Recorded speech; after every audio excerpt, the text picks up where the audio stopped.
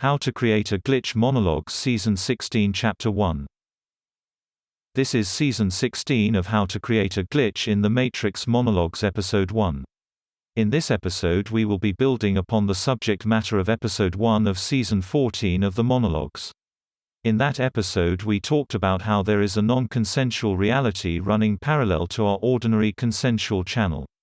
Our inhibited impulses exist in a parallel reality, along a different channel, through which these thoughts project the accommodating behaviors of others further to their fulmination. In other words, parallel to the consensual is a non-consensual reality where all those impulses are made manifest by the facilitation of other actors. In other words, in between the moments in which we are having everyday conversations, topical, contextual, meaningful in the exact circumstances where they are appropriate, are much deeper, invasive conversations which follow from the omniscient God consciousness, all-in-all, principle. To put it another way, in another episode we talked about how our observations create pockets, so to speak, of the consensual, comprised of the expressive actions corresponding to our direct conversations with others. For example, let's say two people are having a social conversation in their workplace. In that moment, there is a conversation which is meaningful only in the workplace context, because it is about the subject matter of their common employ. This is the vocal language which is observed by the non-expressing actor in the moment.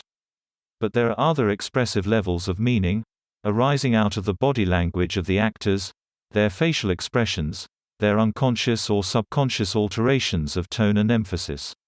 There are their hand movements, their postures, their spatial location. Each gesture, quantized, expresses a different narrative, a discrete meaning, which is not captured in the consensual. These various levels of non-consensual language, meaning, provide distinct substrates for the engagement of the non-expressing actor. As such, the consensual, which we take for granted, is merely the consensual tip of the iceberg, which reveals beneath it, through the contours of the narrative, the deeper, incisive, invasive, expressions of non-consensually interacting people. Now, we also talked about how the non-consensual forms a channel, an unconscious channel, through which others act to facilitate our negated impulses. This occurs directly through these non-consensual levels of meaning, which channel the entanglement of our darker impulses into the substrate of others' expressive actions. In effect, this is the source of deference. When we talk to each other, there are 5 or more conversations, only one of which is in our conscious perception, and the remainder engage our shadow impulses in discussions of how to facilitate them. So, what does this mean? It means that as these inhibited impulses are effectuated or affirmed in the non-consensual, they transition into the consensual reality which is our conscious perception.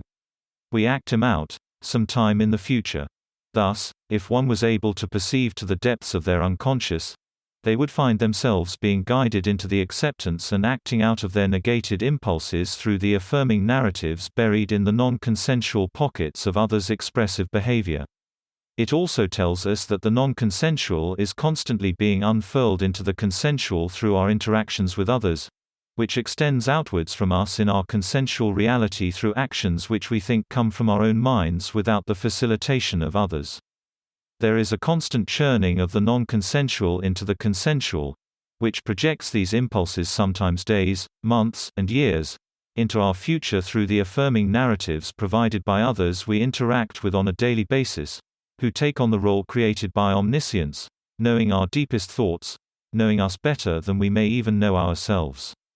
This is of course consistent with the reality that our interactions with others are many-layered, unbidden by time, enabling us to have complex relationships in the moments between moments, which are never fully revealed to us. We may say to our neighbor, "Good morning," but in the emotional contact point, the gateway created by that intersection, are myriad narratives, some of which expand over lifetimes, before being erased as the multiplicity resolves into a resolving gesture. That's the end of the podcast for today. If you enjoyed it, please like, comment and subscribe.